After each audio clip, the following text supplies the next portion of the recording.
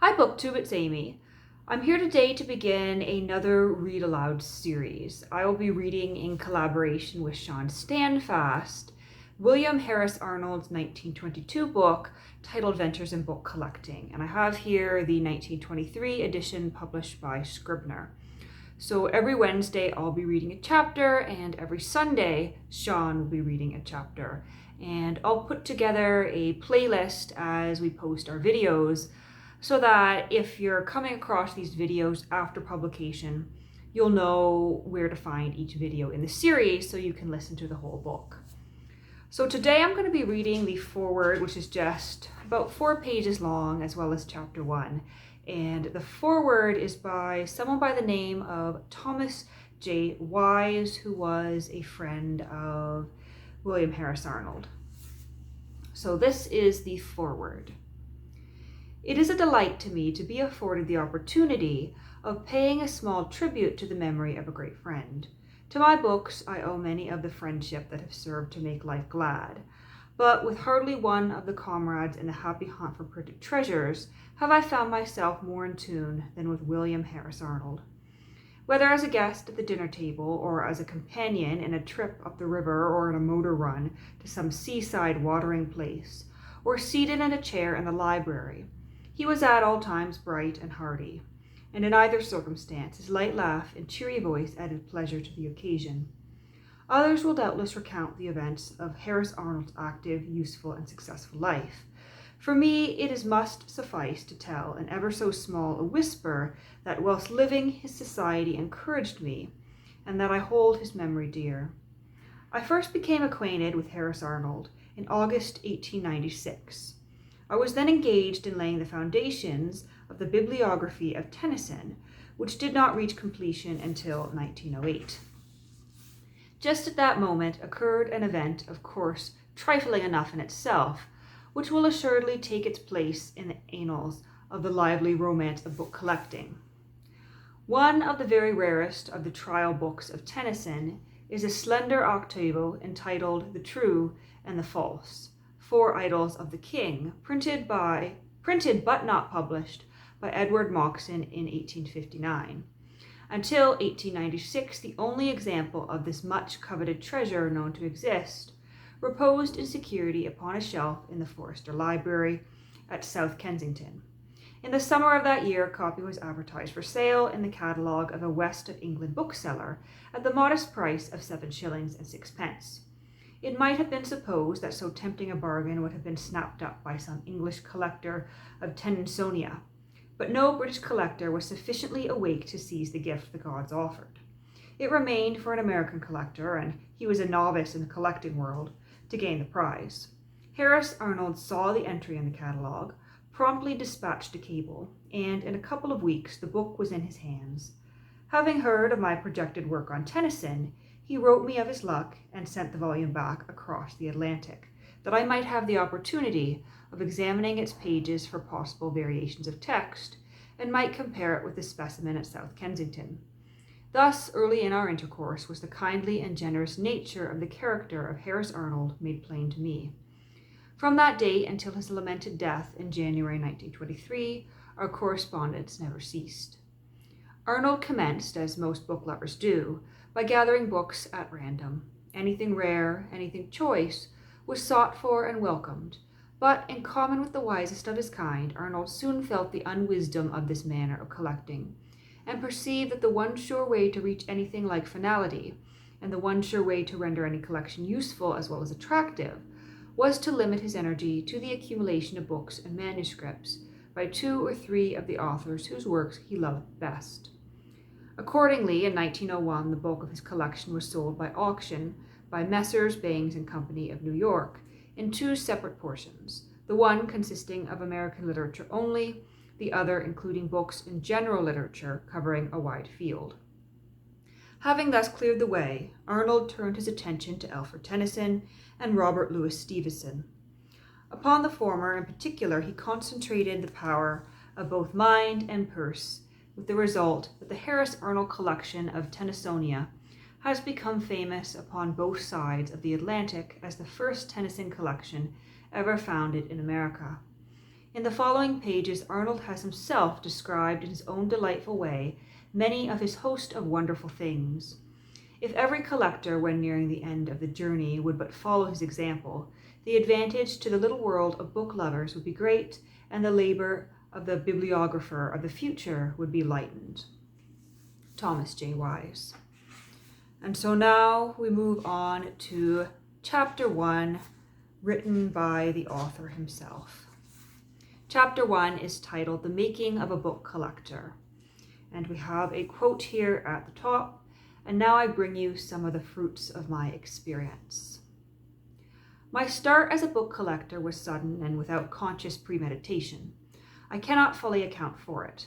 The fact that I had been a bookseller for many years does not seem to me an adequate explanation for the books I began with enthusiasm to accumulate were all first and early editions of authors, none of whom were then living. Well, from my business experience, I had become familiar only with current publications.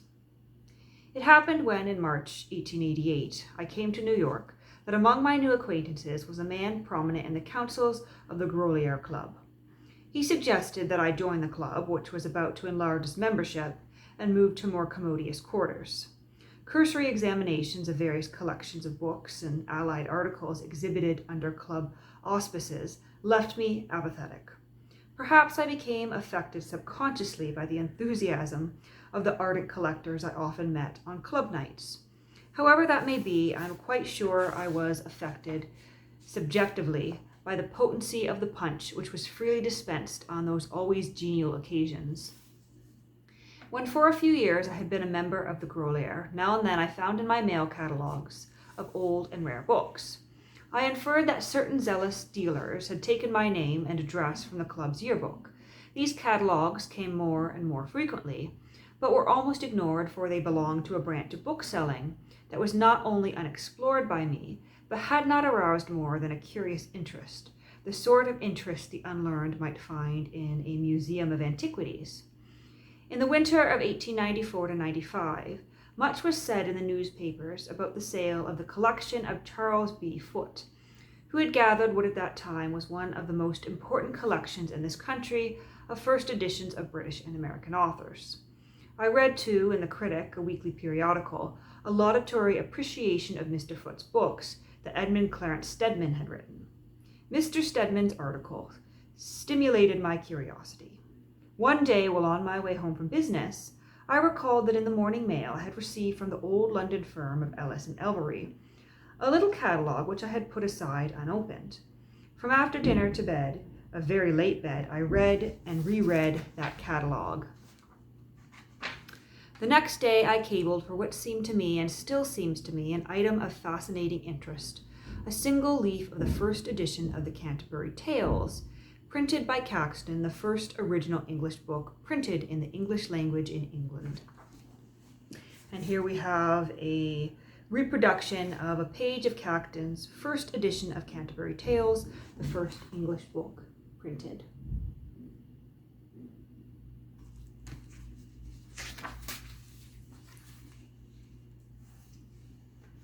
This fugitive leaf marks the beginning of an infatuation that has continued without abatement ever since, and has been, with relation to objects inanimate, my chief joy. I soon heard of a book that contained a list of British dealers in second-hand books who made a practice of issuing catalogues. Before long, I was in receipt of about 10 foreign catalogues a week. Also, I received those issued by dealers in this country. For years after that first intense night, I read every line of every catalogue of old books I could put my hands on. The demands on my time were such that I could spare little for visits to old bookshops, so for the most part I made selections from these numerous catalogues. Gradually, dealers, becoming acquainted with the scope of my collecting, reported items as soon as received. I began with first editions of 8 American authors: Bryant, Emerson, Hawthorne, Holmes, Longfellow, Lowell, Thoreau, and Whittier, and after a while extended my range to first editions of British authors, giving particular attention to Tennyson and Browning. I continued on this course for 6 years, when, for personal reasons, the greater part of the collection was sold. While collecting American first editions, Mr. Foote had ingeniously advertised for them. Doubtless many a New England household was stirred by the possibility that among Grandpa's books might be found some that this New York man desired. The consequences were that Mr. Foote filled many a gap in his list, and the dealers were overwhelmed with offers. The supply far exceeded the demand. I found it quite easy immediately to obtain more than half of those I wanted, and eventually I gathered of first editions and books, contributed to by the 8 authors, no fewer than 700 volumes. I was always careful to obtain the books in the original covers, and those only when in good condition throughout. Whenever a better copy was offered than one I already had, I could usually obtain it by tendering my inferior example in part payment. There was so little difficulty in assembling these hundreds of books that one of the greatest pleasures of book collecting was seldom experienced. Even the earliest books of the authors were readily found. The fact was that very few people were collecting them. Such rarities as Hawthorne's Fanshawe, Holmes' A Family Record, Longfellow's Outremer, and 2 paper-covered octavos, Lowell's A Year Life, Thoreau's A Week on the Concord and Merrimack Rivers, and Whittier's Maug Magone, which nowadays are as difficult to obtain as a Duncan Pike table, were soon in my bookcase, and, but for the tone of time, all were unchanged from the days of their issue. In 1895, there were few accessible records for the prices that had been paid for first editions of American authors. Therefore, in buying, I naturally exercised caution. None of the prices asked by dealers seemed unreasonably high, and the general run of them appeared absurdly low. There was no occasion to hesitate when a copy of Thoreau's Week in the best possible state was offered for $13.50. But I felt brave indeed when, in 1896, I brought myself to the point of paying $200 for Fanshawe. But it too was in pristine condition, and I made the plunge on learning that the author, rather ashamed of his youthful production, he was only 24 when the book was printed, had destroyed all the unsold copies, these comprising nearly the whole of the small edition, and that, so far as known, only 10 or 12 copies were in existence. It was in the auction room that I had most of the thrills of those early days. What a delightful sensation it was when the auctioneer knocked down to me for $16 a copy of Lowell's On Democracy, privately printed for the ambassador before the address had been delivered, together with another copy of the first published edition, a little pamphlet issued by the Birmingham and Midland Institute. When I had been a few years collecting, an old lady, a first cousin once removed, asked me to advise her whether to accept from a second-hand bookseller an offer of $4 for about 200 books which had been in her family for a generation or more. A glance showed, for the most part, old school books, but a thorough examination disclosed a copy of Hawthorne's Mosses from an Old Manse, in 2 volumes with paper covers, issued in 1846 by Wiley and Putnam, as number 17 and 18 of their Library of American Books. This is a rare form of the first edition. There were also a few other estimable items of much less value. At auction, these 2 little brown volumes alone fetched $90. Great was the surprise and gratification of my cousin Lydia. This little service made some noise among my kin, and my opinion as to the value of family libraries was in demand. The number of old Bibles and biblical books brought to my attention is doubtless creditable to the family propensities, but I could confess to little more knowledge of the thousands of editions of Holy Writ than that Gutenberg was the first to print one, and as to religious books in general, I could only say that I had never collected any. Bibles bring to mind a faraway incident. When I was a boy, I regularly attended a friend's first day school. 50 years ago, the standard of education among Quakers was not high. In our school, what was known as the Bible class, which in the course of years I attained, had for leader an elder of the meeting. Once, when a more than commonly well-informed pupil read from the Noyes version as testimony on a mooted point, the venerable man, with a troubled look, declared that the class should adhere to the original, by which he could only have meant the King James Version. Then, in his trembling hand, and from which he read with a tone of finality. When I had collected books for about a year and a half, I had the presumption to write an essay entitled Why First Editions. I was driven to this by the inquiries of friends who looked upon my new pursuit as a foible. They had as little knowledge of first editions, and what leads people to collect them, as I had had only 2 years before. I advised with Frank Hopkins, who, as it happens, was about to install a hand press in the attic of his Long Island home. Mr. Hopkins suggested that I write something more to accompany the essay as soon as I had ready 5 egotistical chapters of anecdote and advice and a little article on bookworms. Of the larvae that bore their nutritious way through books, I had sought information from the distinguished etymologist, Professor J.H. Comstock of Cornell University. He provided me with specimens, a brief description, and innumerable references.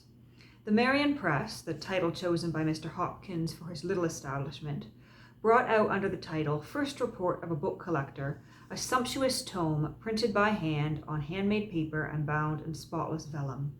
It had unusual illustrations, not the least of which was a collotype of a bookworm magnified 30 diameters. The first picture, so far as I know, ever made by photographic process of any of the wee creatures. This bookworm was one of several of Italian origin that came to this country in a copy of the Divine Comedy of Dante, which was imported for the library of Cornell University.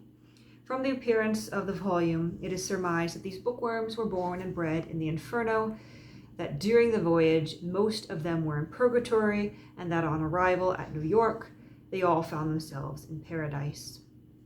However that may be, they were well cared for, and several descendants of the immigrants have entered one or more of our leading universities. Indeed, they are credited with having given to Cornell a certain distinction which, as a mere seat of learning, it would not possess.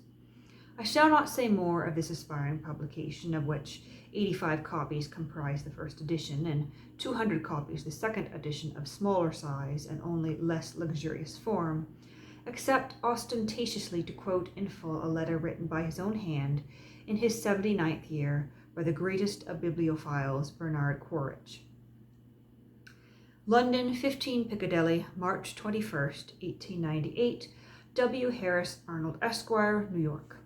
Dear Sir, I thank you very much for presenting to me a copy of your First Report of a Book Collector, Royal 8-volume, 1897-98. I have read it with great interest, and I thank you for the friendly references to myself and my business. I admire your enthusiasm, though it is for a class of literature I am rather weak in. 18th and 19th century rarities I do not specially go after. My range, nevertheless, is very wide. I take in manuscripts and paleography, early printed books, Bibles and liturgical works, natural history, voyages, travel, Greek and Roman classics, Oriental literature, Egypt, etc., English classics, English MSS, and English topography.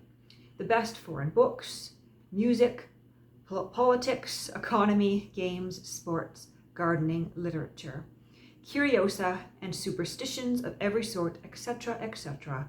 You must admit a tolerably wide range. In fact, I follow up the bibliographical wants of all my customers. However, what you say, and say justly about the collecting of first editions, is true and very much to the point in all departments of literature and science.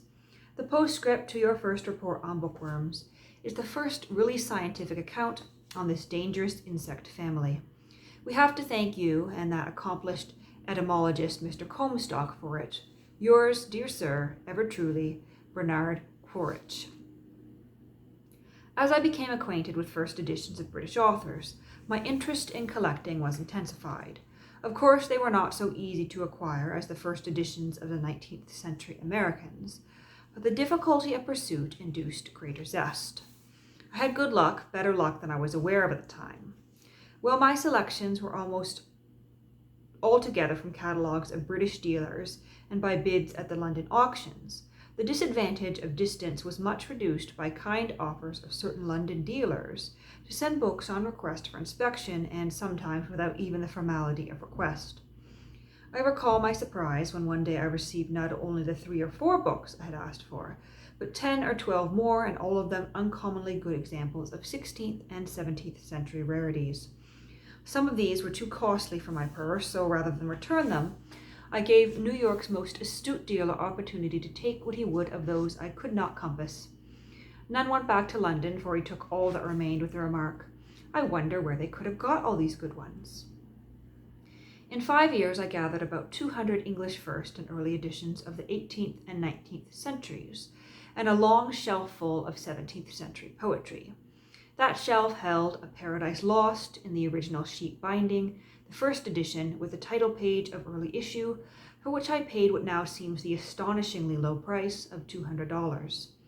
This distinguished volume had for neighbours Brome's Songs, Cartwright's Comedies, Dr. Corbett's Certain Elegant Poems, Dryden's The Hind and the Panther, Fletcher's The Purple Island, and unusually fine copies of all first editions of the poems of Carew, Donne, Drayton, Hall, Howard, Marvell, Catherine Phillips, the matchless Orinda, Shirley, and Waller, and for none of these scarce books, except the Waller, did I pay more than $40.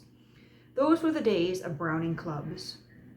While devotees of the poets were puzzled over obscurities of text, I was searching assiduously for first editions.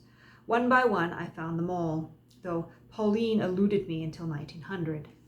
Even more important than the rarest of first editions were proof copies of Dramatis Personae, and The Ring and the Book, both with numerous manuscript revisions and corrections made prior to publication, and each accompanied by a letter referring to the proofs. These were to be sold at auction at Sotheby's. I sent bids for them to my good friend Ellis in Elvery, who exercised uncommon discretion in executing them. Dramatis Personae was sold first and was secured for me much below my limit. The Ring and the Book immediately followed. The bids went quickly beyond my limit. Then, with an audacity of auction rarely exercised by an agent, a bid was made for me far in advance of my limit, but which, added to the price of Dramatis Personae, was no more than the sum of my two limits. Both treasures became mine at a cost, including commission, of $116. This was 1897. When I look back on this episode, it seems to me that I had undeserved luck. Those bids were nothing short of stingy. It was not difficult to get satisfactory copies of the first published editions of Tennyson. Before my first year was past, I had nearly all of them. There were, however, other Tennyson books to obtain which called on all of one's collecting abilities. It appears that the poet had printed trial copies of several of his more important productions, which from time to time he sent to friends whose criticism he particularly desired, and always with the request to destroy or return. No more than 10 or 12 of each were usually made. Of course, these trial books are extremely rare. Another sort of rarities are the copies of poems produced for copyright purposes, of which a very small number of each were printed.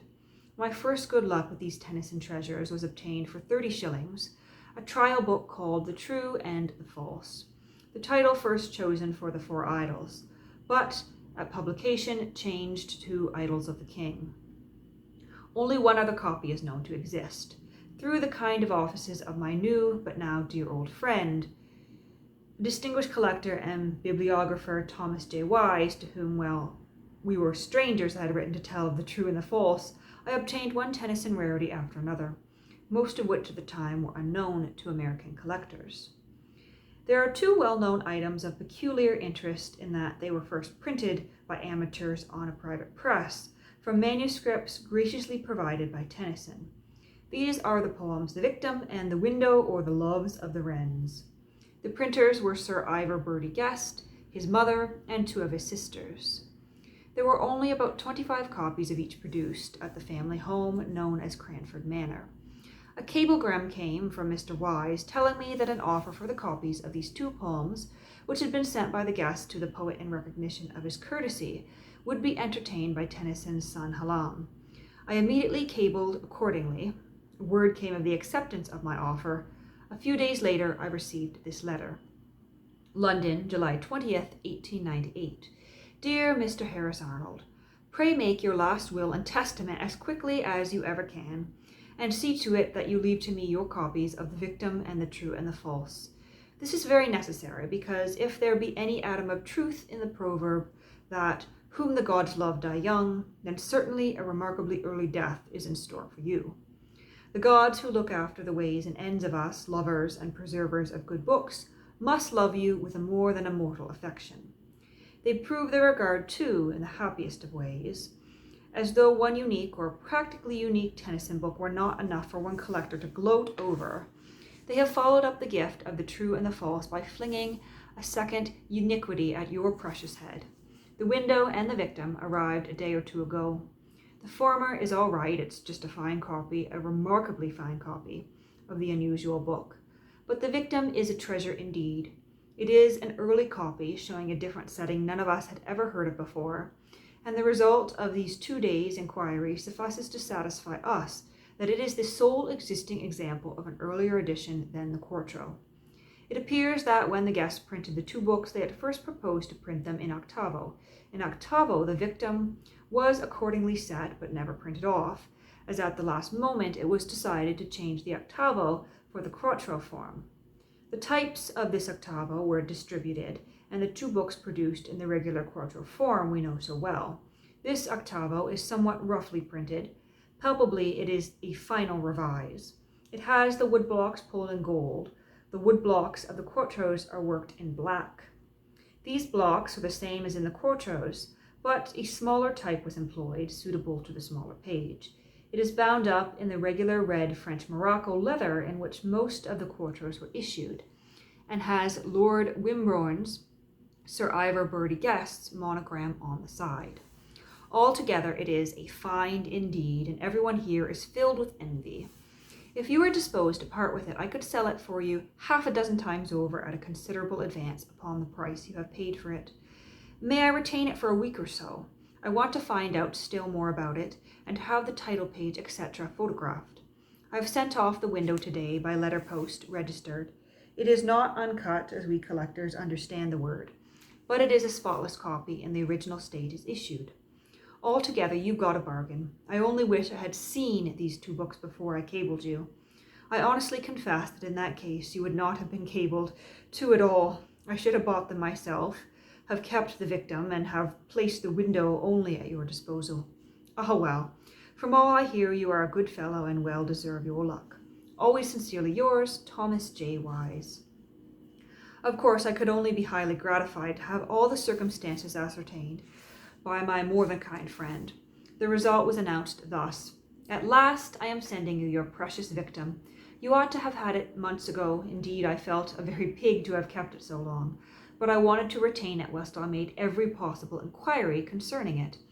This I have now done, and I am driven to the conclusion that the book is absolutely unique. It seems quite certain that the book in octavo form was never distributed at all.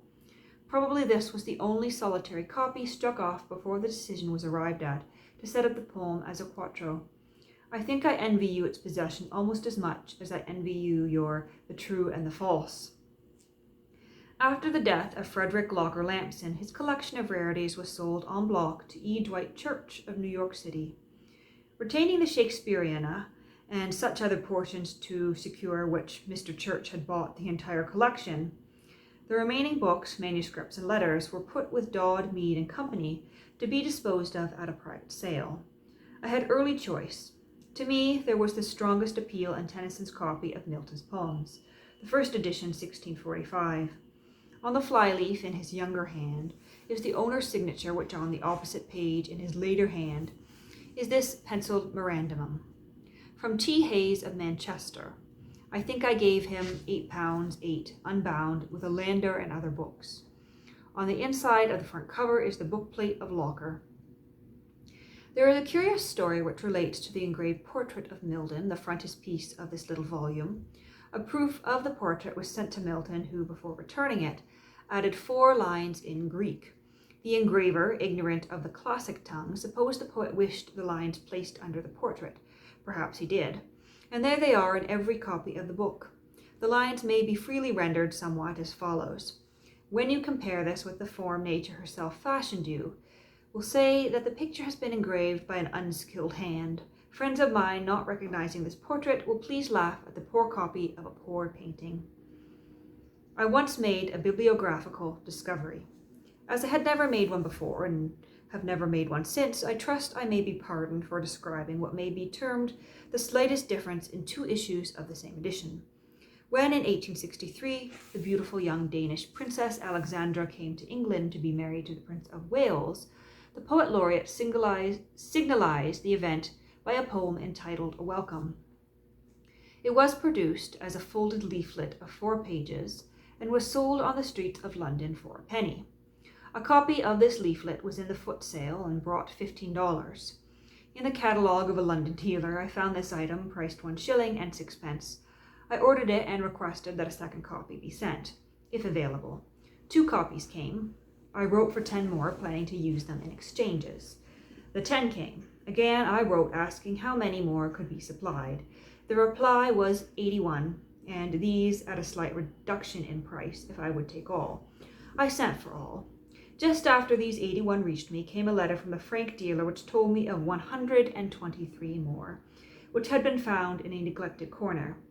I also was told that as the 81 copies had been declared the entire quantity remaining, I could consider myself at liberty to return them. This I did. While examining my 12, I made the little bibliographical discovery. On the first page under the title is what in printer's parlance is termed a French rule.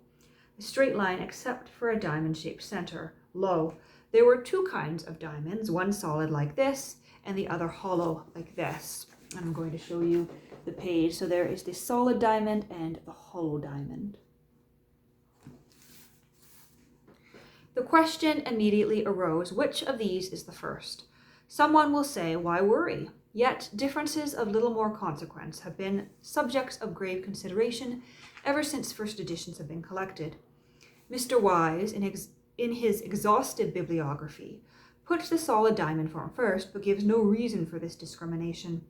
My view is that the little poem was twice typeset, and the 2 printed together on 1 sheet. The infestimo question may safely be left in the air. So far as my observation goes, the minutiae of variation has never been reduced to a finer point than in this little mystery of the diamonds. One of the most notable instances of slight variation in different issues of the same edition is that of Milton's name as it appears on the title pages of the first 2 issues of the first editions of Paradise Lost. I say first 2, for there were no fewer than 6 in all. The book appeared in 1667, and both of the first 2 title pages bear that date and are otherwise exactly alike except for the author's name, which on one is printed from much larger type than it is on the other, and for slight differences in the sizes of the frames and the spacings of the type.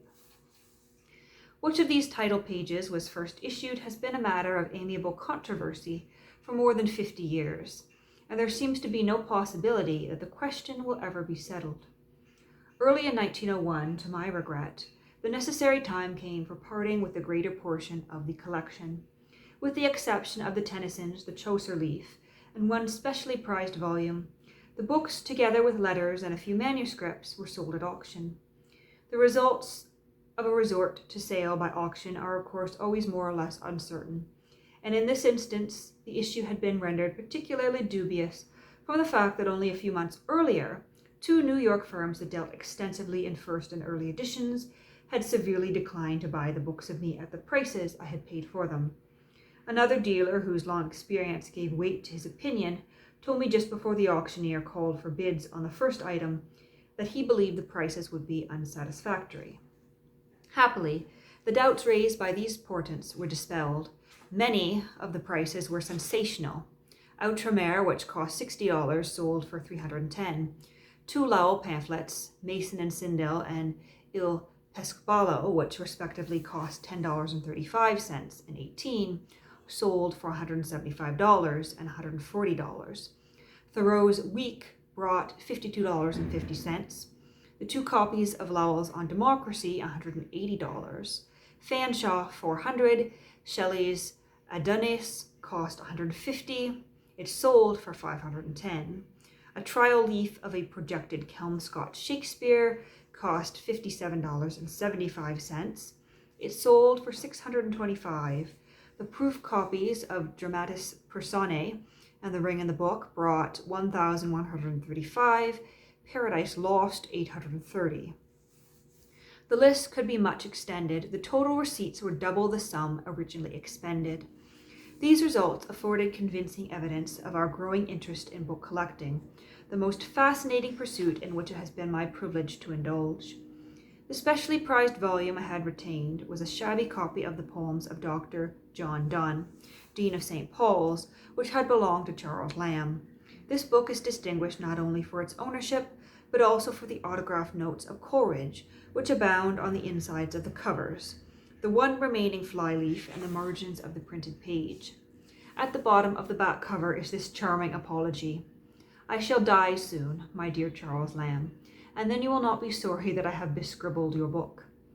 This volume was one of 60 from Lamb's library brought to the country in 1848 by Charles Wellfield of the firm of Bartlett and Welford, whose successor is Charles Scribner and Sons. The books were made known widely by a descriptive list in the literary world. Among the orders received was one from Charles Eliot Norton requesting the Donne. The book already had been sold. Who was the fortunate purchaser, I do not know, but in the course of the years the volume came into the appreciative hands of Charles W. Fredrickson. In 1897 it appeared in the catalogue of Mr. Fredrickson's library, which was to be sold at the auction rooms of Bangs and Company. At this time, Ernest Dressel North, the well-known bookman, was a salesman in Scribner's bookshop. It happened that the original letter, written by young Norton to Bartlett and Welford 49 years before, was shown to Mr. North. He wrote to this purport: "New York, May 5th, 1897. Dear Professor Norton, with further reference to your letter of February 12th, 1848, in which you favored our predecessors with an order for the copy of Donne's poems that formerly belonged to Charles Lamb, it gives me pleasure to report that this interesting volume is soon to be sold at auction in this city. May I ask whether you wish to avail yourself of this opportunity? If so, I should be glad to receive your instructions with a view of securing the book for you. Very yours truly, Ernest Dressel North." In his reply, Professor Norton inquired whether Mr. Arnold intended to bid for the Donne. Mr. North and I inferred that from his acquaintance with my book collecting proclivities, the professor might suppose I greatly desired the volume. As it was, I had not yet seen the collection, so in emulation of Professor Norton's courtesy, I sent word that I had no intention to bid for the book. The day after the sale, I learned that Professor Norton had not sent a bid. His inquiry had been made with a view to a loan of the volume in case I should obtain it. Dodd, Mead and Company were the successful bidders, and most fortunately I secured the book from them forthwith. In a letter received several months later, the venerated professor thus wrote: "I envy you the possession of the Donne. Envy you, I mean by no sinful disposition, but with a virtuous sympathy. The notes by Coleridge make it very precious, ranking as they do with the best of his acute and imaginatively sympathetic criticisms on Shakespeare and other Elizabethan poets. The little volume is no longer mine. The present owner is my loving wife, who shares with me the uncommon pleasures of the book chase." The title first given to this chapter was Book Collecting in the 90s. A witty friend asked, "Do you refer to your own calendar year, or to your own years, or to those of the calendar?" Although I have not reached that stage of life where it is excusable to boast of the length of days attained, nevertheless I am confident that age cannot wither nor custom shale my enthusiasm for book collecting. And that brings us to the end of chapter 1.